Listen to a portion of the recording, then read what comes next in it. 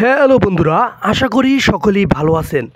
ভাই, বাংলাদেশে বিমান বাংলা এয়ারলাইন্সে কিন্তু বিশাল বড় নিয়োগ চলে আসছে আপনাদের মাঝে। ভাই, অনেক লোক প্রশ্ন করছে যে বাংলাদেশ বিমান এয়ারলাইন্সে কি চাকরি পাওয়া আজও সম্ভব?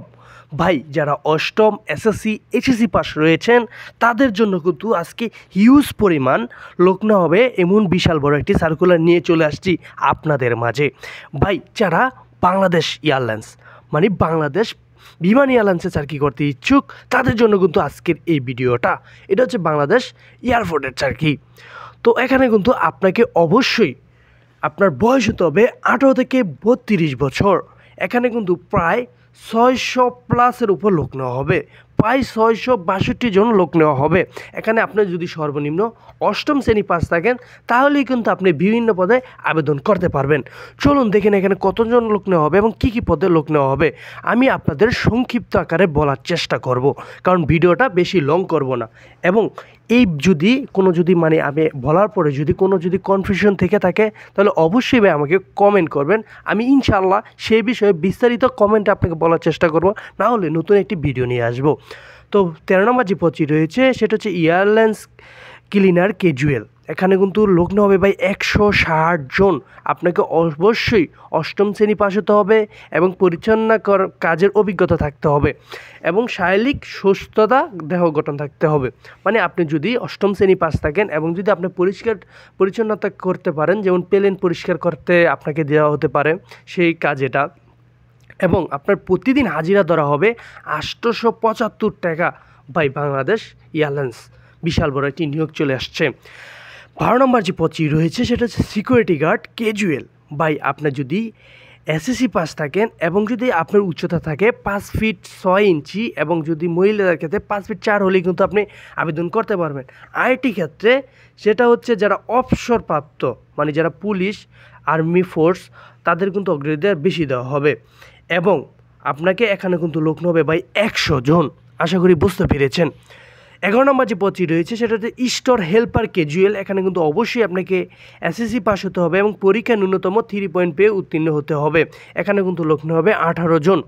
এখানে 10 নম্বর যে পদটি রয়েছে সেখানে লোক নেওয়া হবে ভাই ফায়ার সার্ভিস হেল্পার ক্যাজুয়াল। এখানে আপনাকে অবশ্যই ফায়ার হেল্পার, এখানে কিন্তু আপনাকে অবশ্যই এসএসসি পাস হতে হবে এবং কিন্তু বিজ্ঞান বিভাগ, মানে যারা বিজ্ঞান নিয়ে পড়াশোনা করেছেন তাদের কিন্তু অগ্রাধিকার বেশি দেওয়া হবে। মানে যারা সায়েন্স নিয়ে পড়াশোনা করেছেন এখানে কিন্তু 5 জন লোক নেওয়া হবে।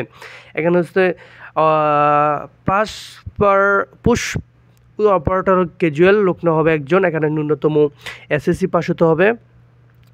এবার 8 নাম্বার যে পদটি রয়েছে সেটার লোক নেওয়া হবে হচ্ছে এয়ারক্রাফট টেকনিশিয়ান হেল্পার। এখানে কিন্তু লোক নেওয়া হবে ভাই 140 জন। অবশ্যই আপনাকে বিজ্ঞান বিভাগ থেকে এইচএসসি পাস লাগবে এবং শরীরের সুগঠন থাকতে হবে এবং বুকের মাপ কিন্তু থাকতে হবে।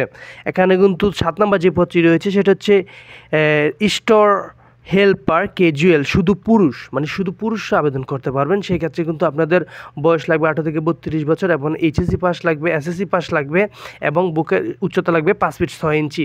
ভাই, আমার কথা বলতে একটু সমস্যা হচ্ছে, সেই কারণে আমি আন্তরিকভাবে দুঃখিত। যদি কোনো কিছু না বুঝে থাকেন অবশ্যই আমাকে কমেন্ট করার চেষ্টা করবেন।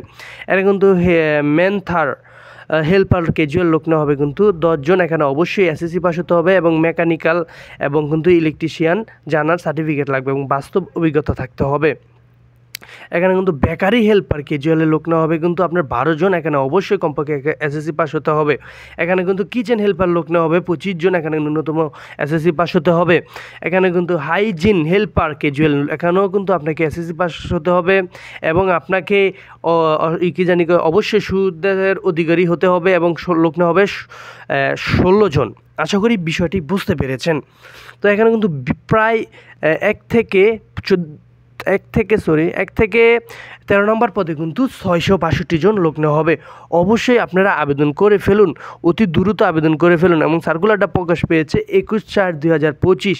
এখানে কিন্তু আপনাকে লিমিট সময় খুবই কম দিয়েছে। যারা আবেদন করতে চান অতি দ্রুত আবেদন করতে হবে এবং আপনাকে আপনি আবেদন করার পরে কিন্তু এই যে www.biman.gov.bd ওয়েবসাইটে ঢুকে কিন্তু আপনাকে আবেদন করতে হবে।